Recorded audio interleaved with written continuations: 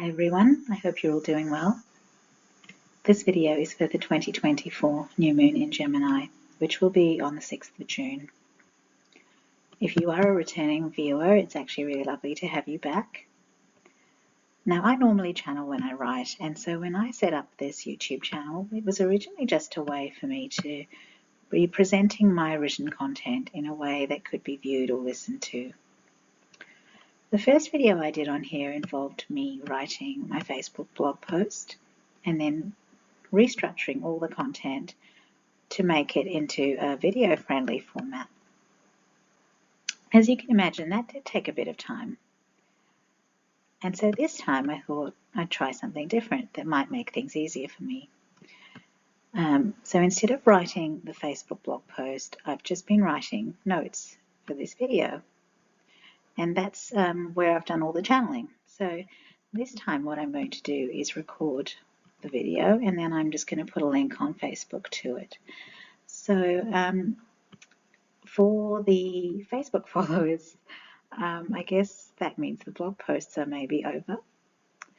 I'm not really expecting a big outcry over that, but I do hope that the people that used to read the blog posts won't mind watching these videos instead.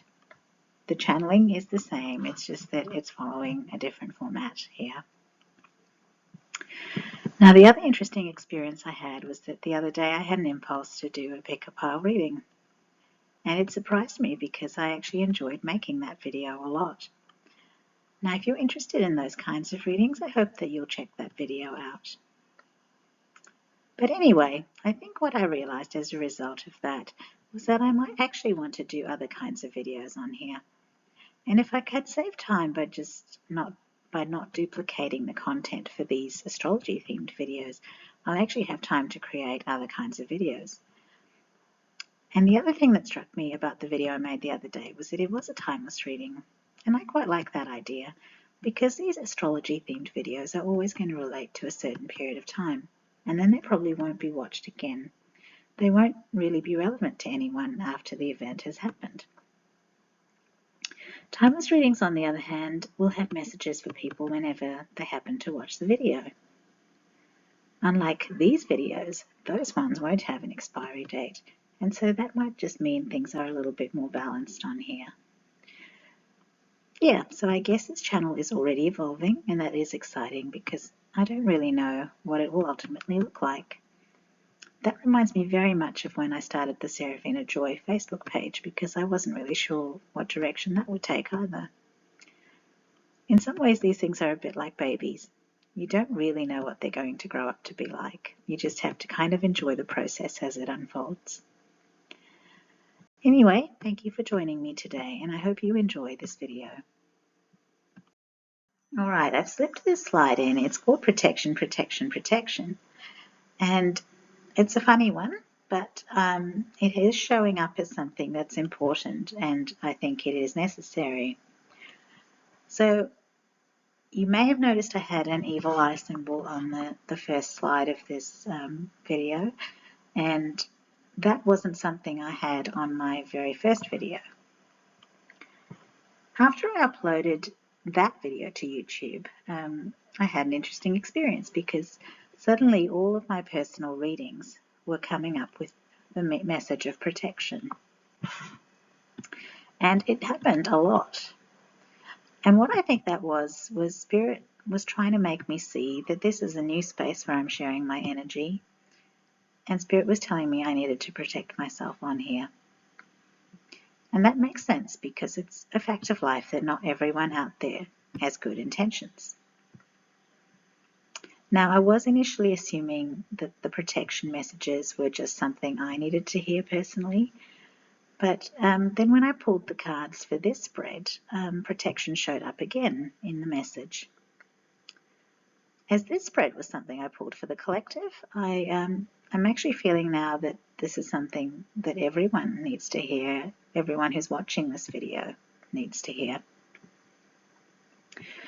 Now, energetic protection is a big topic, so I'm not going to go into it in too much depth on this video.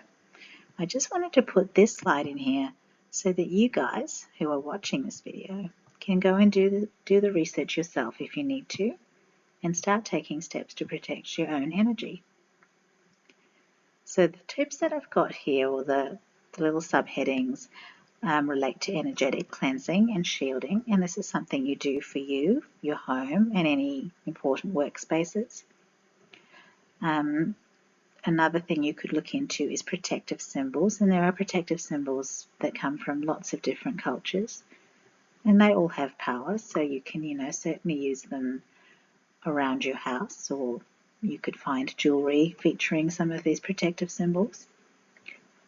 And I've also mentioned crystals for protection, and crystals are good because they again can be in the form of jewelry, so you can wear them on your person, but they can also be a portable thing that you can take with you or have in various parts of your house or workspaces, again, so that they're there working to protect your energy all the time.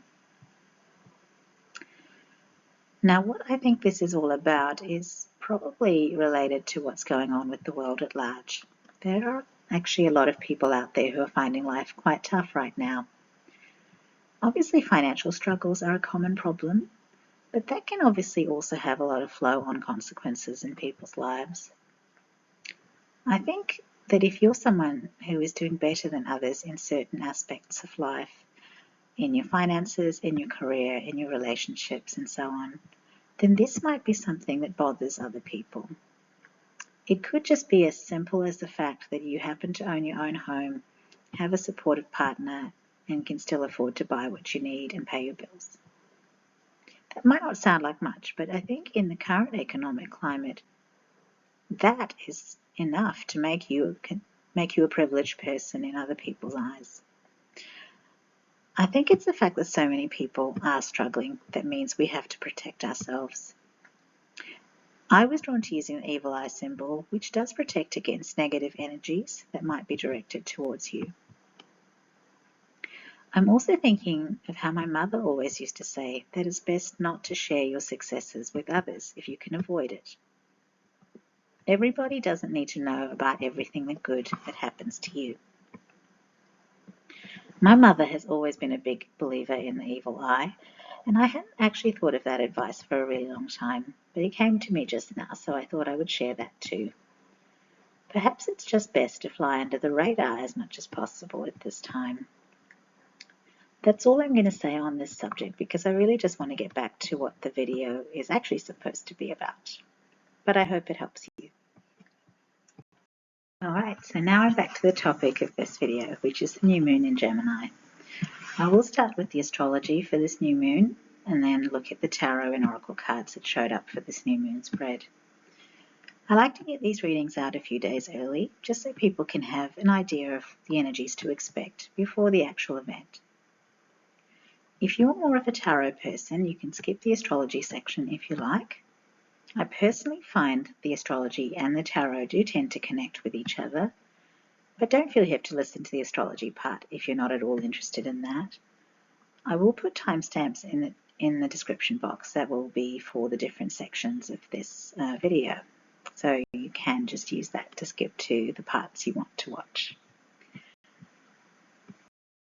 So this is the new moon chart shown in greater detail, and I've just highlighted the points of interest on the chart so that you can follow along and see the details that I'm talking about as I'm talking about them.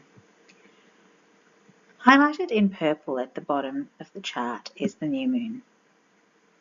In a new moon, the sun and the moon are at the same degree point, and in this case it's 16 degrees of Gemini. And yes, Venus is also there at 16 degrees of Gemini this time. That's interesting because Venus had a part to play in the last full moon as well, because it was conjunct Jupiter in Taurus and in a sextile, or both of those planets were in a sextile with Neptune in Pisces. And that was a particularly big energy at the time of that full moon. I won't talk too much about that because I did speak extensively about that in the last video, the full moon reading. So if you are interested, I would go back to that video and check that out. But it's interesting that Venus showed up then in a powerful position, and Venus is showing up strongly again this time. So that's all divine feminine energy, and that's obviously important at this time. New moons are the start of a cycle, and they're considered a time to set intentions for what you'd like to manifest. Like I said, Venus relates to divine feminine energy, so in this conjunction with the new moon, Venus is bringing in fertile, creative, and nurturing energies. And so that's really great. Because if you're trying to manifest something, those are great energies to have in support. We have a stellium again, and this time it's in Gemini, because Jupiter and Mercury are also in Gemini right now, or they will be at the new moon. I've highlighted those two in green, and they're adjacent to the full moon. A stellium just means, because there's a lot of planetary energy in that particular sign, that the energies of that sign are quite prominent. Mercury here is important because it is the ruler of this new moon, because it rules Gemini. And it's very interesting that it's also turning up in Gemini at the time of this new moon. I feel like that's quite significant because Mercury has had a really big year. While it seems to me like it's flown through Taurus, it was actually, if we go back a bit further, it was actually stuck in retrograde in Aries for quite a while. And it wasn't an easy time because in Aries it was doing a lot of heavy relating to Chiron in Aries and the North Node in Aries and a few other planets that happened to be in Aries at the time. It's now back in one of its home signs, but on its way here, it's then had some conjunctions and trines to other planets. In fact, it's probably interacted with almost every other planet before getting here to Gemini. I find that really significant because Mercury is the messenger, and it's essentially been having a lot of big conversations with all the other planets, or almost all the other planets. And that's all happened before it's arrived here to be in Gemini at the time of this new moon in Gemini. Now, as well as Mercury being the messenger, Mercury is also a personal planet, which means it's very involved with us all at a personal level.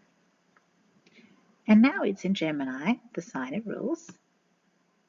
And that's also significant because Gemini is the sign that's related to the third house in astrology. The third house is all about the mind, our thoughts, our intelligence, our communication, our expression, and so on. So you're probably wondering what I'm harping on about here. So here it is. I think that this Mercury has come here after having had a lot of important conversations with most of the other major players, and now it's here in the sign that relates to our mind. So I think Mercury has picked up a lot of information, and now that information is going to be entering our conscious awareness. Mercury, the messenger, is just going to bring all this information to our consciousness. And I think that's a huge deal when you think about it, because there's all these other cosmic influences that we don't really get a full understanding of, but Mercury's been there and had the conversations. And here it is now in the area of our conscious awareness with all that information. I think that's big. But I'll stop going on about that and I'll move on to the other things on this chart.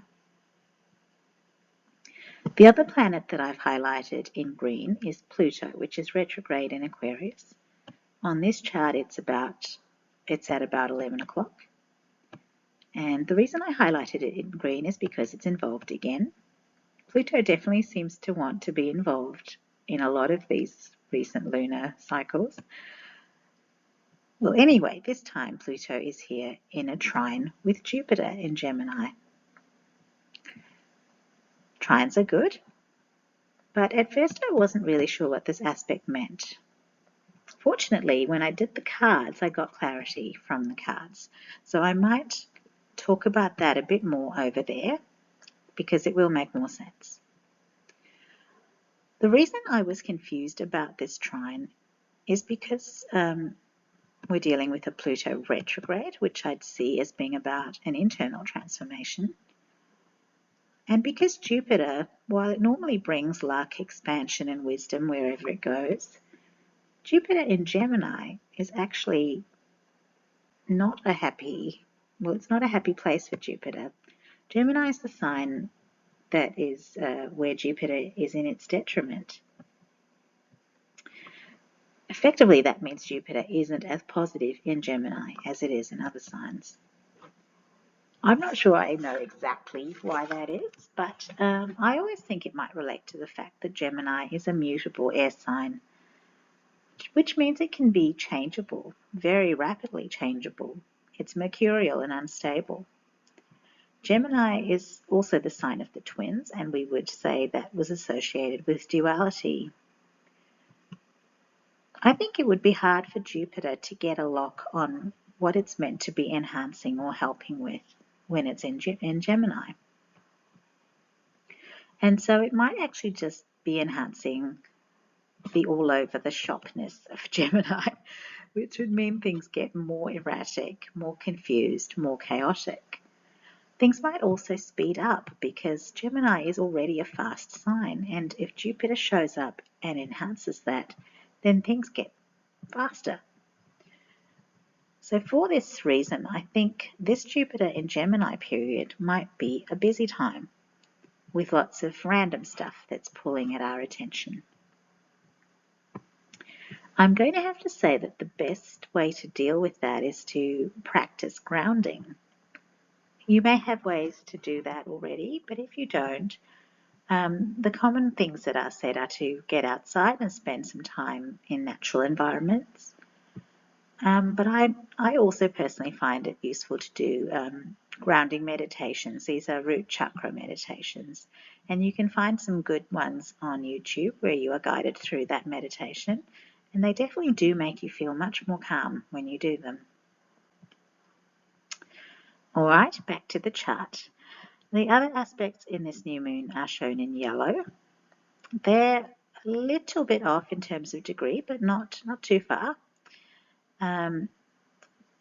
We have Saturn in Pisces, and that forms a square to the new moon. Saturn in Pisces is here on this chart. It's just past 9 o'clock on the chart. Now, a square is a challenging aspect, and Saturn is obviously a planet that likes order and structure and discipline and effort.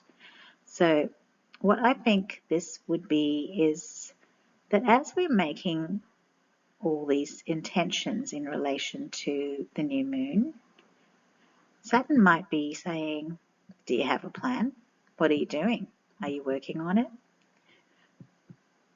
So Saturn doesn't do warm and fuzzy, but the involvement of Saturn here might actually be a good thing. Because when you think about it, if there is all this chaotic energy, like I've just talked about with the Jupiter in Gemini, and we also obviously have this stellium in Gemini, so plenty of Gemini energy happening. If there is this busy, chaotic stuff going on, it's actually probably a good thing to get organized because that means that we're less likely to miss things. And so it's maybe worth sitting down for a few minutes and writing out a plan for the week or a to-do list for each day. It might be good to double check that all your appointments have been entered into your calendar and that you have reminders in place so that all your bills do get paid on time. My point is it's when there's a lot of things going on that we tend to miss things that we normally wouldn't. So it could definitely be a good idea to map things out clearly so you won't miss anything important. In relation to what you're manifesting this month, I do think it's important to make the time to work on that dream, but I would say perhaps it's important to schedule time for it. That way you have made time to work on it, but it's also because it's got a scheduled time slot.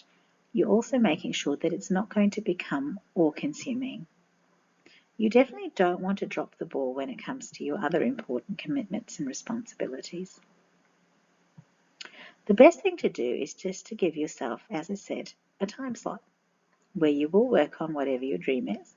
And then once that time slot is over, you will get back to the other things that you need to do. The structure of that is going to depend very much on what your life is like. If you're someone who spends a couple of hours commuting on a train, then you could be working on something as you do that. Or you could be more like me, where you have certain days of the week where you do have a bit more free time and you can work on something. It's entirely up to you how you want to organise things, but definitely look at ways of being organised through this period. All right, back to the chart. Just one more thing that I want to talk about, and that's this band that I've highlighted in yellow, which is actually highlighting the nodal axis. That's the North Node in Aries, which is here at about 8:30, and the South Node in Libra, which is over on the other side at about 2:30 on this chart. So we have a trine to the new moon from the South Node in Libra, and a sextile to the new moon from the North Node in Aries. Trines and sextiles are both favourable aspects, and they're coming from the nodes of fate. The South Node tends to relate to where we've been, and the North Node tends to relate to where we're meant to be going. This is a few degrees off, but I do like the supportive feel of that. It's like we know that whatever we're trying to manifest here does relate to the soul journey that we're on. And it's almost like the new dream is supported both by the person we've been in the past and the person we're meant to become in the future. I actually really like that. And yeah, that's it for the astrology. So I'm going to move on to the next slide, where we'll look at the tarot spread. So here are the cards that showed up for this spread. If you would like to know the decks that I've used, I'll have them listed on a slide at the end of the video. The crystal choice for today was Dragon Blood Jasper. This is a stone that is grounding and protective, and it's also related to courage, strength, and vitality. So it's here to give us all of those energies. I chose this crystal partly because of all the protection messages I was getting, but I think it was also a stone that appealed to me because I've had a few health issues over this past year. I know I'm not the only one facing some challenges, so I just thought it would be great if we could have this dragon blood energy flowing through us. My hope is that it will heal and strengthen all the parts of us that are weakened and depleted at the moment. As I said earlier, protection showed up in the spread, and just so you're aware, it's that pentagram card right there in the middle of the spread. Now, there are some other keywords on that card, so I will talk about those other aspects when I'm working through the spread. The other thing I wanted to quickly say was I initially placed my Dragon Blood Jasper wand in this reading because it looked a bit like the tower. But then it wasn't showing up very well on my background, and I immediately felt like I needed to go and get my little star version of the same crystal and to have that in the spread too. It actually fits perfectly because of the white spaces on these tarot cards. It later twigged that not only is the star the shape of the pentagram, but it's also representative of the star card, which is the one that follows the tower in the major arcana of the tarot. I think Spirit really wanted me to add some star energy to this reading, and it makes sense because not only is it adding in extra protection, but it's also an extra message in terms of it being like the star card. So that's pretty cool. Now about this reading, I really don't channel until I start writing, but I do usually get an energetic read from a spread. And what I intuitively felt with the spread was that it was just perfectly fine, really. And that was a bit of a surprise to me because normally when I see a Tower card in a reading, I do feel its intensity. The Tower card is obviously about sudden endings and upheavals and things collapsing. That is usually intense. But that turbulent, traumatic energy isn't really coming through here at all. And in fact, all the other cards that are here are actually fairly nice. And even that pentagram card where the word protection shows up, even with that card, I'm really not feeling that there's anything here to get too worked up about.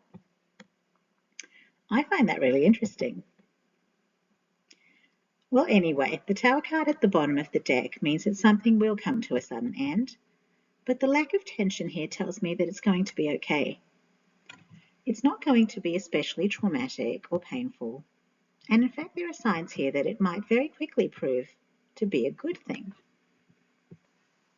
The only card in this spread that seems to relate to the Tower card is that first Oracle card. It's titled Mosaic, and the image on it is of a woman whose mask is disintegrating. The Tower is about the collapse of an egoic, self-protective structure that prevents us from living authentically. The mask is a perfect symbol of that. This is where we've been hiding who we really are, and with that mask crumbling, clearly that's the Tower that's falling. But what I'm channeling here is that we're actually choosing this, or to be more exact, we're choosing to allow this to happen. We're accepting it. Effectively, we're saying that it's okay if this Tower falls. It's okay if this mask crumbles. We've had the realization that whatever we've been hiding behind or taking refuge in, it isn't actually serving us anymore. So this is why this Tower feels all right. It's because we've actually already accepted that it's time. It's time for us to be seen exactly as we are. In relation to the astrology, this is really what made me see what that Jupiter-Pluto retrograde trine was all about. The Pluto retrograde is transforming us, and Jupiter has amplified that inner transformation. This has led to the realization that we really don't want to hide anymore. We're okay with being who we really are, and we're okay if the world sees us as we really are. And sure, that might mean that some people won't like us anymore. But as it turns out, we're actually okay with that too. The fact is, if those people never really knew who we really were, then what they actually liked about us was just the facade. They were never actually true friends because the whole friendship was based on an illusion. With this Tower card energy in this reading, I'm just getting that feeling of I'm tired of the illusion. I'm ready to be me. And wow, that's a really big paradigm shift when you think about it. And with it being the Tower card, when it comes to timing, it's happening right now because the Tower is always immediate, unexpected. So it's right now. I also can't help feeling like this is a lot about Mercury's journey this year, which I talked about before. It's back in its own territory in Gemini. It's had lots of conversations with all the other big players, and it's brought this message to us, and this message has been delivered loud and clear, that it's time for us to get out of the Tower and to let the mask disintegrate. As I said before, Mercury rules Gemini and is the ruler of this new moon in Gemini. Mercury's message is that it's time for a fresh start as the real you. And it's time to manifest the kind of life that is actually right for you. In my opinion, manifestations are co-creations. So the universe helps you make it happen if you show the universe what you want happening. If you show the universe that you're serious. So with that in mind, I think this means that we have to make a plan and get on with it. When the universe is seeing what we're focusing on and giving time to, the universe says, oh, okay, so this is what you want me to help you with. Okay, I can do that. That's co-creation. It's an active process. To me, it isn't just about dreaming about something. I know some people think manifestation is just about dreaming and visualizing, and maybe that works sometimes. But my personal feeling is that if you aren't doing anything to make your dreams a reality, then they're probably not really a priority for you. And I can imagine the universe seeing it that way too. Every successful person out there has had to do something in order to succeed. They've had to work, learn, study, create, practice, train, invest, commit. They've had to do things and keep doing them. People who succeed at anything have had to put a lot of hours into their dream, and it has eventually led to success. They didn't just dream about success, they were actually actively working on their dreams. And now I'm actually thinking back to how I said we might need to protect ourselves from the resentment or envy of others. And I'm really just seeing how misguided those people are. They are just looking at the fruits that are growing on your tree, but they aren't seeing how much time and energy and dedication went into making that tree grow and thrive. Whatever successes you might be enjoying, you worked to have them. Maybe it's a different story if you were born rich, or you married into money, or you won the lotto. But if none of those things happened, then everything you have is the direct result of work, sacrifice, and investment. People who are envious of that are people who aren't seeing that they could have done what you did as well. And then they would also be in the same enviable position that you're in. Well, anyway, getting back to the reading, I think the energies we have here are saying that our new moon intentions should probably focus on authenticity and committing to the dream that we would like to see come true in our future. And then we have to give that dream our time and attention and make it a priority so that it can actually take form and start to grow. With this Tower card, there will be endings because there are some situations and connections that will no longer align with the truth of who we are and the future that we're wanting. The fact that there's an aspect to the nodes of fate is also saying this change is part of the journey that our soul is on. In order to go from who we've been to who we are meant to become, it's necessary to shift from being in alignment with the energy of the old to being in alignment with the energy of the new. And this is actually something we're all going to have to do because the current North Node axis influences the collective. The North Node is in Aries. That's about self-determination. The South Node is in Libra, and that's the energy we're being guided to move away from. Libra is about what's best for everyone involved. This current nodal axis is saying that we're meant to choose what's right for us, not what's right for other people. How this nodal axis affects individuals will depend on their own personal astrology. But that Aries North Node means that we're all feeling this pressure in some area of our lives. Aries energy will probably seem selfish, especially if the way we used to operate was the Libra way of trying to make other people happy. But I think it might very well be that it's because of those traits of people-pleasing and trying to accommodate others that we've been wearing this mask and not showing our true selves to the world. That's going now, and it probably means you are going to disappoint other people. And well, I guess that's just the way the cookie crumbles. This is about each person's individual soul journey. Nobody was born here on earth to serve some other person's plans. All our souls are equal, and all souls have their own journeys. So if other people had expectations, well, that word misguided comes to mind again. Your choices about your life journey are for you to make, not for other people to determine. That's Aries energy talking right there. Aries is the sign of the Emperor after all. That's boss energy. And the North Node in Aries means that in some way or another, we're all taking that attitude. And whatever this is, wherever it is happening in our lives, the people-pleasing tendencies are going to get shut down.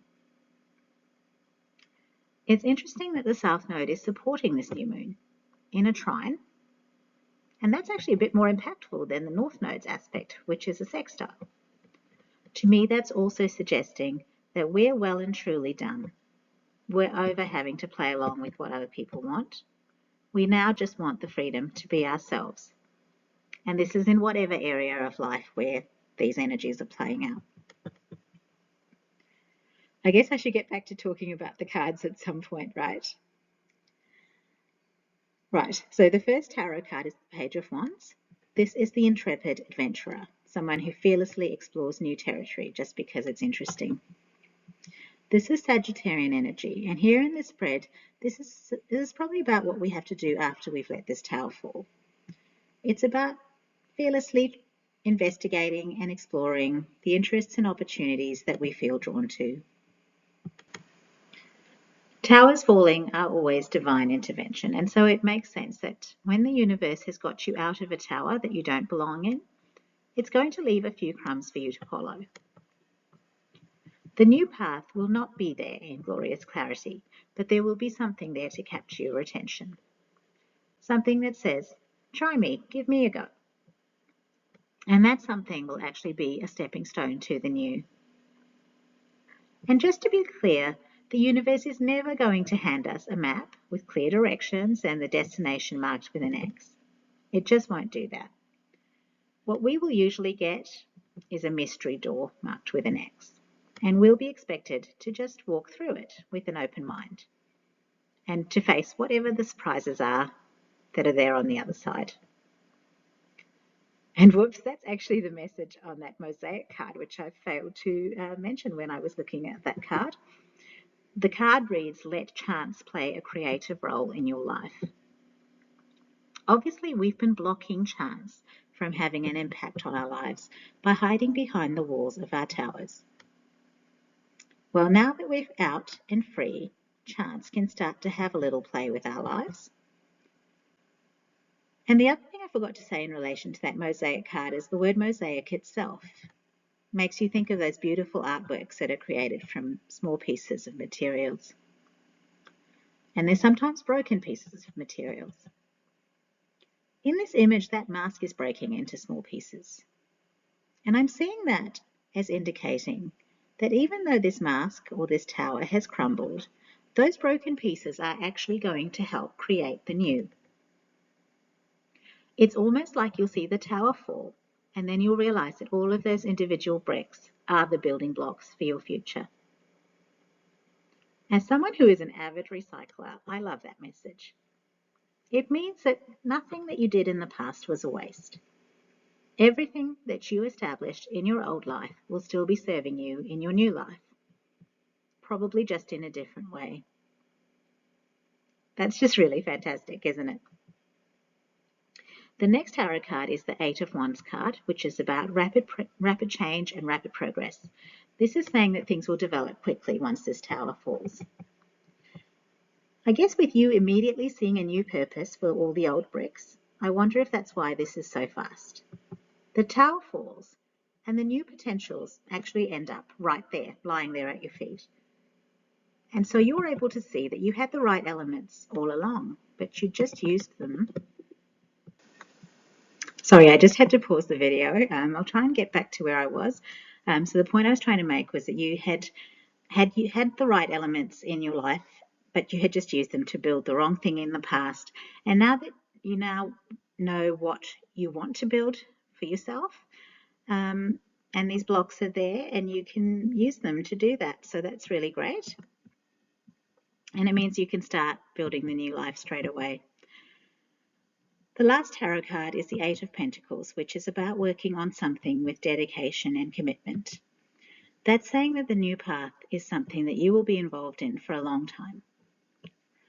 Here we have the number 8 twice, and that's a number that relates to abundance, the infinity symbol, karma, and reaping what you sow. It's a good number. And echoing that, we also have the Fehu rune, which is also about wealth, abundance, prosperity, luck, and success. So this message is strong about the new path and how fantastic it's going to be. On that rune card, we see the smallest sliver of a crescent moon. Now that might be a waxing or a waning crescent, depending on where you are in the world, because I think it does depend whether you're in the northern or southern hemisphere. But the one thing I can say for certain is that we're only ever going to see a tiny sliver of crescent moon just before a new moon or just after a new moon. It's just the way it is. So how about that for being bang on with the timing? So just as we had with the tower where the timing was right now, this is also saying the timing is, a day either side of this new moon. The only card left to talk about is the pentagram. In addition to the word protection, which we already covered, this card also has the keywords balance and unity on it, which is making me think of us feeling whole and balanced, because the 5 points represent the different elements: spirit, earth, air, fire, and water. 4 of those elements are a part of our physical reality, so they're always around. And it's when we bring spirit into this mix that we are complete. I think that's telling us that what was missing in our old life was soul. It was perfectly okay in a material sense, but it wasn't satisfying us on a spiritual level. That was the missing piece. In this image, spirit is shown as a star at the top of the pentagram, and I'm reminded that I was guided to add a star to the reading, and that it felt like the star cut, which, when you think about it, is really about the soul's hopeful vision for the future. And it follows the Tower card in the Major Arcana. When you look at the star card, it shows someone whose tower has collapsed and they're in a vulnerable state. They are healing and recovering, but at the same time, they are looking up at the star in the sky and they are hoping for a better future. That's their soul wishing for things to work out for them. Seeing spirit represented at the top of the pentagram is also making me think of the crown chakra, which is the chakra associated with enlightenment. As it's now very clear to you what fulfills you, you know that it's going to have to become a priority in the new life that you're creating. I'm now understanding why Dragon Blood Jasper definitely had to be the crystal for this reading, rather than any of the more obvious protective stones. It's that vitality aspect of Dragon Blood Jasper that had to be here. The dragon blood energy flowing through us will be bringing life to the parts of us that weren't really living before. So I'd like to thank Spirit for guiding us to the right crystal for the spread. I feel like that always happens. Now, I think I forgot to mention it earlier, but the other number that is in the spread, and it is duplicated, is the number 9. It's in the first 2 oracle cards because one's a number 18 and the other is a number 27, and they both reduce to 9. Number 9 is a number that relates to the end of a cycle, which is definitely what's going on in this reading. And I think that is now finally all the juice squeezed out of this spread. I like to get all the juice out. And I think it's definitely been an interesting reading. In that last video I did for the full moon, I actually had a quote here at this spot in the reading, and it actually was nice to sort of tie everything up nicely. And so I've decided I might try and do something like that for most, if not all, of these astrology themed videos. This quote is one that I have used on Facebook before, and it is one that relates to change. It reads, "The secret to change is to focus all your energy not on fighting the old, but on building the new." And it's by Dan Millman. I really like it because even though we might not like change while it's happening, we need to accept that change is a necessary part of life. Without change, our lives would become stagnant and dull. We wouldn't learn new things. We wouldn't have new experiences.